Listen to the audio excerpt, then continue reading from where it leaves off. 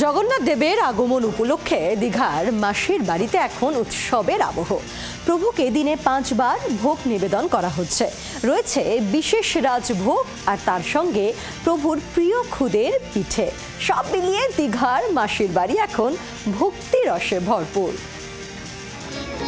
প্রভু জগন্নাথ দেব তার ভাই বলরাম ও বোন সুভদ্রাকে নিয়ে এখন মাসির বাড়িতে রয়েছেন। দীঘার গুন্ডিচা মন্দিরে সকাল থেকেই শুরু হচ্ছে নানান আচার অনুষ্ঠান। সমুদ্রের গর্জনের সঙ্গে মিশে গিয়েছে মন্দিরের কাঁসর ঘণ্টার ধ্বনি। মাসির বাড়ির মন্দিরে প্রতিদিন 5 বার ভোগ নিবেদন করা হচ্ছে। প্রভু জগন্নাথের প্রিয় খুদের পিঠে তৈরি করছেন 7-8 জন সেবায়েত। লুচি, পরোটা আর সেই খুদের পিঠে সন্ধ্যের ভোগে প্রধান অর্ঘ্য। ছাপান্ন হচ্ছে, কত কি হচ্ছে, পিঠে তো মাছ দেওয়া হচ্ছে।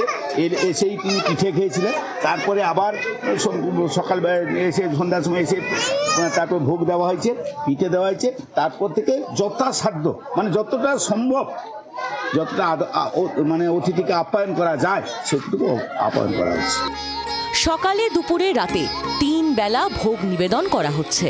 দুপুরে থাকে রাজভোগ, 5 রকমের ভাজা, শুক্তো, ডাল, সবজি। দুপুর 12টায় রাজভোগের পর 1টা থেকে 3টে পর্যন্ত বিশ্রামে থাকেন জগন্নাথ, বলরাম, সুভদ্রা। এরপর ফের খুলে যায় মন্দিরের দরজা। রাতে শয়ন দেওয়ার আগে প্রভুকে দেওয়া হয় দুধ ও শুকনো ফল। টাইম নির্ধারিত হয়েছে 8টা থেকে 12টা বা 1টা যা খোলা থাকছে। আবার ঠাকুর রেস্ট নিচ্ছে, বিশ্রাম নিচ্ছে। আবার 4টা থেকে 3টা-4টা থেকে আবার রাত 8টা পর্যন্ত সেটা খোলা থাকছে। আর আমাদের এই পাশের মন্দির এটা সকাল 8টা থেকে রাত 9টা পর্যন্ত খোলা থাকছে। মাসির বাড়ির সামনে ঝাউ বাগানে শোভা পাচ্ছে নন্দীঘোষ তালধ্বজা দর্পদলন রথ। নতুন মন্দিরে বিরাজমান মূর্তি। সন্ধ্যের আলোর রোশনাইয়ে সৈকত চত্বর আলোয় ঝলমলে হয়ে ওঠে। প্রতিদিন ভিড় জমাচ্ছেন পর্যটক, দর্শনার্থীরা। সকাল থেকে না খেয়ে আছি, যে মনের মধ্যে পুজো দেওয়ার খুব ইচ্ছে ছিল।